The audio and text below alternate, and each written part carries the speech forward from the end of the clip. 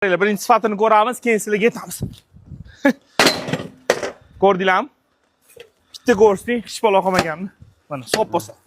Ko'ryapsizlar, muammosi yo'q. Sizlarga mana shunaqa lyuklar kerakmi? Eng birinchi qo'l deydi, ishlab chiqaruvchilar tomonidan. Aka, mana shu narxini aytavering. 50 $80. $80. Mana kattasi aka. Ha, 70 $90. $90. Bittani ko'rsatib beraylik, aka. Bemalol mashina ko'taradi. Undan og'ir narsa ham ko'taradi. Ko'ryapsizlar. Tepadan tashlaganimizda sinmadi. Mana bu oddiysi bo'ladi. Eng kichkinasi 30 ga 30. $35 chiqadi. Narxlarni solishtirursangiz bo'ladi. Qaranglar. 30 ga 30 dan boshlab 30 ga 30 razmerdan 2 metrga 2 metr qilib berishadi. Ishlatadigan mahsulotligi mana bu bo'ladi. Beton qalinligini ko'rishingiz mumkin mana.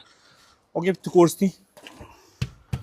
Ko'ryapsizlarmi qalinligini? Muammosi yo'q. Vashshi zo'rda.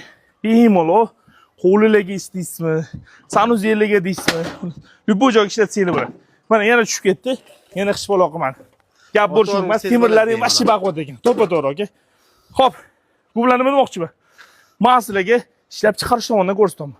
Akalar nomerini yozib qoldiraman, aloqaga chiqib, mana shunaqa lyuklarni zakaz qilsanglar, zakazinglarga qarab ham kunini ham yetishadi va arzon naqd olasizlar.